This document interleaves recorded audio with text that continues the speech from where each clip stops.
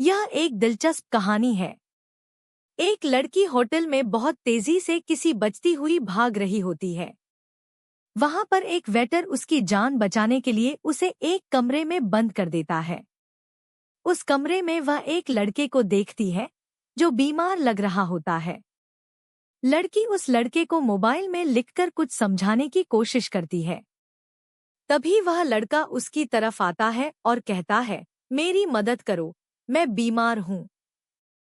लड़की उसके हाथ पर वही बात लिखकर उसे समझाने की कोशिश करती है, लेकिन लड़के की नीयत लड़की को देखकर बदल जाती है और वह उसके साथ जबरदस्ती करने लगता है।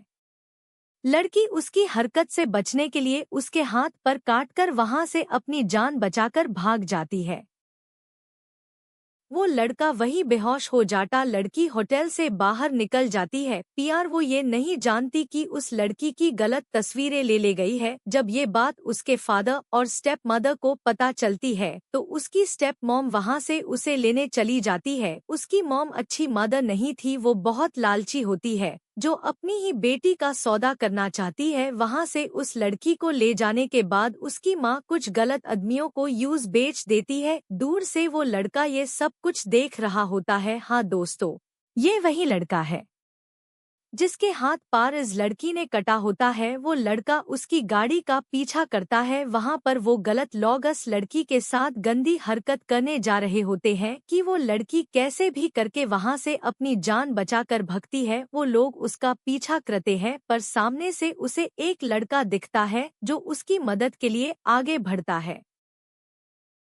वह लड़की वाहन से भगती है और भगती चलती है। वह बहुत डरी हुई होती है पर वह देखती है कि सामने से उसे एक लड़का आते हुए दिखाई देता है। वह उसे देखती रह जाती है। वह लड़का यूएन लॉगॉन से कहता है कि इस लड़की से दूर रहो, नहीं तो मैं तुम्हें बहुत मारूंगा। और उनकी वह बहुत धुनाई करता है, इतनी धुनाई करता है कि वह लड़की को प्रोटेक्ट करना चाहता है। वह लॉग जैब उसको मानते नहीं है तो एफआईआर से उनकी पिटाई करता है और कहता है कि इस लड़की से दूर रहो, नहीं तो मैं तुम सबको बहुत मारूंगा। लड़की पूछती है कि तुम मेरी मदद क्यों कर रहे हो। टैब इस पर वह लड़का उसको याद दिलाता है कि मैं वही लड़का हूँ जिसको तुमने यूज होटल में कटा था। मैं तुम्हारी मदद के लिए ही आया हूँ, मेरी मदद स्वीकार करो और मेरे साथ चलो, मैं तुम्हें लेने के लिए आया हूँ। वह लड़की उसकी बात को सुननी है और उसके साथ चली जाती है। वाहन उसके पास बैठाने के बाद वह लड़का उसे एक अग्रीमेंट पर साइन करने के लिए देता है जो लड़की अपने मोबाइल में एफआईआर से कुछ